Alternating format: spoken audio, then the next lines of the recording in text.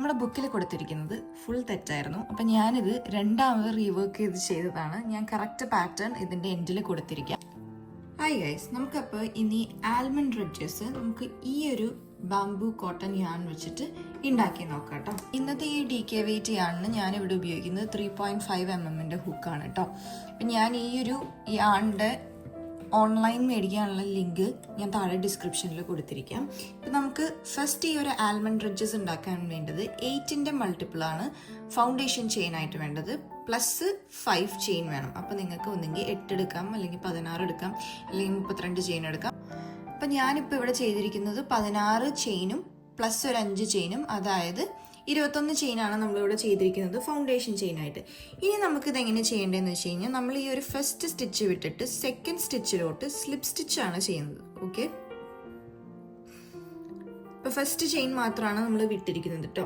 സെക്കൻഡിലോട്ട് slip stitch ചെയ്തു. ഇനി അതേപോലെ തന്നെ അടുത്ത 3 എണ്ണത്തിലോട്ട്, അതായത് ഫസ്റ്റ് 4 എണ്ണത്തിലോട്ട് ഫ്രം സെക്കൻഡ് ചെയിൻ മുതൽ സ്ലിപ്പ് സ്റ്റിച്ച് ചെയ്യാം.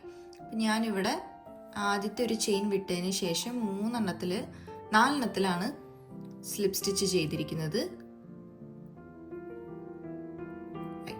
ഫസ്റ്റ് 4 എണ്ണത്തിൽ സ്ലിപ്പ് സ്റ്റിച്ച് ചെയ്തതിന് ശേഷം നമ്മൾ ഇനി ചെയ്യേണ്ടത് ഹാഫ് ഡബിൾ ക്രോഷ്യാണ്. അപ്പം അടുത്ത 4 എണ്ണത്തിലോട്ട് ഹാഫ് ഡബിൾ ക്രോഷ്യ ചെയ്യാം. അപ്പം ഇനി ഇത് തന്നെയാണ് നമ്മൾ റിപ്പീറ്റ് ചെയ്ത് പോകാൻ പോകുന്നത്. അതായത് 4 ഹാഫ് ഡബിൾ ക്രോഷ്യ ചെയ്തതിന് ശേഷം 4 സ്ലിപ്പ് സ്റ്റിച്ച് ചെയ്യുക, പിന്നെ 4 ഹാഫ് ഡബിൾ ക്രോഷ്യ ചെയ്യുക, പിന്നെ 4 സ്ലിപ്പ് സ്റ്റിച്ച് ചെയ്യുക. അങ്ങനെ ഈ അറ്റം വരെ നമ്മളിത് ചെയ്തു പോകണം. അപ്പം നമ്മൾ സ്ലിപ്പ് സ്റ്റിച്ച് ചെയ്യുമ്പോൾ നമ്മൾ ശ്രദ്ധിക്കേണ്ടതെന്ന് വെച്ച് കഴിഞ്ഞാൽ നമ്മൾ ലൂസായിട്ട് ചെയ്യണം. കാരണം എന്താണെന്ന് വെച്ച് കഴിഞ്ഞാൽ നമ്മൾ നെക്സ്റ്റ് റോ ഈ സ്ലിപ്പ് സ്റ്റിച്ചിൽ വർക്ക് ചെയ്യാനുള്ളതാണ്. അപ്പം എപ്പോഴും നമ്മൾ സ്ലിപ്പ് സ്റ്റിച്ച് ഉപയോഗിക്കുന്നത് ഐദർ ഈ ഒരു സ്റ്റിച്ചിനെ നമ്മൾ ഇങ്ങനെ ഈ ഒരു ഡിപ്പ് ഉണ്ടാക്കാൻ വേണ്ടിയിട്ടോ അല്ലെങ്കിൽ ചിലപ്പോൾ ജോയിൻ ചെയ്യാൻ വേണ്ടിയിട്ടോ ആയിരിക്കും. ഡിപ്പ് ഉണ്ടാക്കാൻ വേണ്ടിയിട്ട് മാത്രമാണ്, അതായത് അതിൻ്റെ ഉള്ളിലേക്ക് നെക്സ്റ്റ് ഒരു ചെയിൻ വർക്ക് ചെയ്യുന്നുണ്ടെങ്കിൽ എപ്പോഴും നമ്മൾ സ്ലിപ്പ് സ്റ്റിച്ച് ലൂസായിട്ട് തന്നെ സ്റ്റിച്ച് ചെയ്യാൻ നോക്കുക. ഇല്ലാന്നുണ്ടെങ്കിൽ നെക്സ്റ്റ് റൗണ്ടിലോട്ട് വരുമ്പോൾ അതൊരു ബുദ്ധിമുട്ടായിട്ട് വരും, നമുക്കത് ഇൻസേർട്ട് ചെയ്യാൻ ബുദ്ധിമുട്ടായിട്ട് വരും. അപ്പോൾ 4 half double crochet, 4 slip stitch, ഇത്രയും റിപ്പീറ്റ് ചെയ്ത് അറ്റം വരെ ചെയ്യുമ്പോൾ ഫസ്റ്റ് റോ ആവും കേട്ടോ. അപ്പം നമ്മൾ ഫസ്റ്റ് റോ ചെയ്യുമ്പോൾ ഇങ്ങനെയാണ് വരിക കേട്ടോ. ഇതിന് ശേഷം നമുക്ക് വേണ്ടത് സെക്കൻഡ് റോ മുതൽ നമ്മൾ ബാക്ക് ലൂപ്പ് പുള്ളിയാണ് ചെയ്യുന്നത്. അപ്പോൾ സെക്കൻഡ് റോ സ്റ്റാർട്ട് ചെയ്യാൻ വേണ്ടിയിട്ട് നമ്മളൊരു ചെയിൻ ഹൈറ്റ് ആണ് ഇടുന്നത്.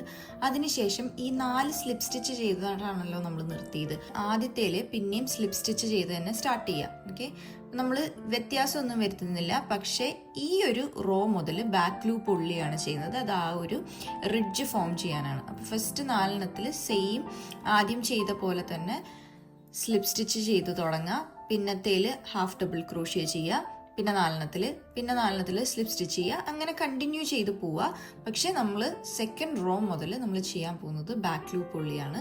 അതേപോലെ ഒരൊറ്റ ചെയിൻ ഹൈറ്റ് ഇട്ടിട്ടാണ് നമ്മൾ എപ്പോഴും ഒരു നെക്സ്റ്റ് റോയിലോട്ടുള്ള സ്റ്റാൻഡിങ് ചെയിൻ അല്ലെങ്കിൽ സ്റ്റാൻഡിങ് ഹൈറ്റ് ഉണ്ടാക്കുന്നത് കേട്ടോ.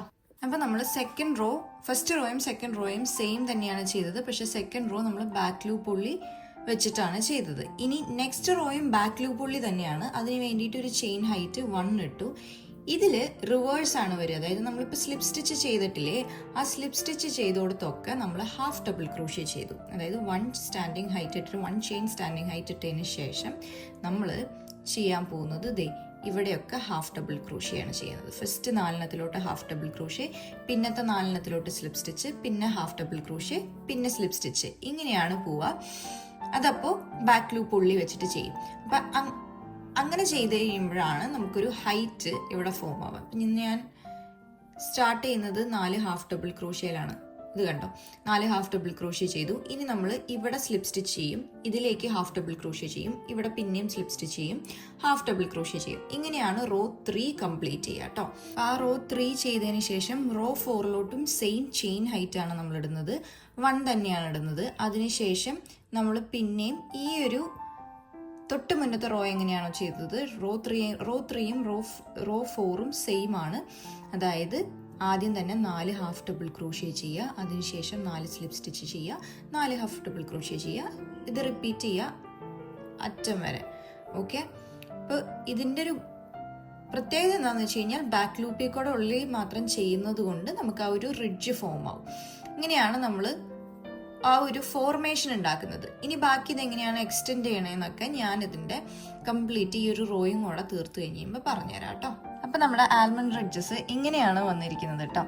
അതായത് നമ്മുടെ ബുക്കിൽ കൊടുത്തിരിക്കുന്നത് ഫുൾ തെറ്റായിരുന്നു. അപ്പം ഞാനിത് രണ്ടാമത് റീവർക്ക് ചെയ്തതാണ്. ഞാൻ കറക്റ്റ് പാറ്റേൺ ഇതിൻ്റെ എൻഡിൽ കൊടുത്തിരിക്കാം. ഞാൻ ഫസ്റ്റ് ചെയ്ത് വന്നു കഴിഞ്ഞപ്പോൾ നമ്മുടെ റിഡ്ജ്ഡ് റിപ്പിൾ ഇല്ലേ, ആ ഒരു പാറ്റേൺ തന്നെയാണ് വന്നത്. നമ്മൾ അത് കാണാത്തവർ നമ്മൾ കഴിഞ്ഞ ഒരു തിങ്കളാഴ്ചത്തെ വീഡിയോയിൽ അത് പോസ്റ്റ് ചെയ്തിട്ടുണ്ട്. ഞാനിവിടെ ടാഗ് ചെയ്ത് കൊടുത്തേക്കാം കേട്ടോ.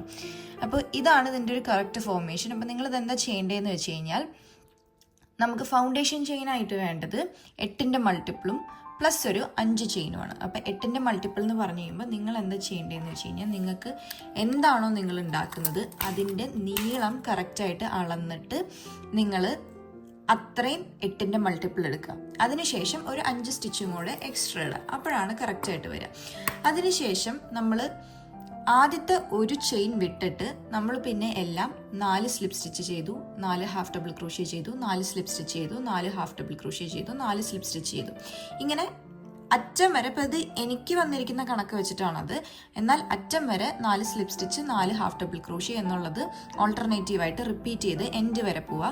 നെക്സ്റ്റ് റോയിലും സെയിം തന്നെയാണ്, പക്ഷെ ബാക്ക് ലൂപ്പ് ഉള്ളി വെച്ചിട്ടാണ് ചെയ്യുന്നത്. അതായത് ഒരു ഫൗണ്ടേഷൻ ചെയിൻ്റെ കഴിഞ്ഞിട്ടുള്ള ബേസ് റോ ഒഴിച്ച് ബാക്കിലത്തെ എല്ലാം ബാക്ക് ലൂപ്പ് ഉള്ളി വെച്ചിട്ടാണ് ചെയ്യുന്നത്, ഈ ഒരു റിഡ്ജ് ഫോം ആവാൻ വേണ്ടിയിട്ട്. അപ്പോൾ ഫസ്റ്റ് 2 റോയില് 4 സ്ലിപ്പ് സ്റ്റിച്ച് വെച്ചിട്ടാണ് തുടങ്ങിയതെങ്കിൽ നെക്സ്റ്റ് 2 റോയില് 4 ഹാഫ് ഡബിൾ ക്രോഷ്യ വെച്ചിട്ട് തുടങ്ങുക.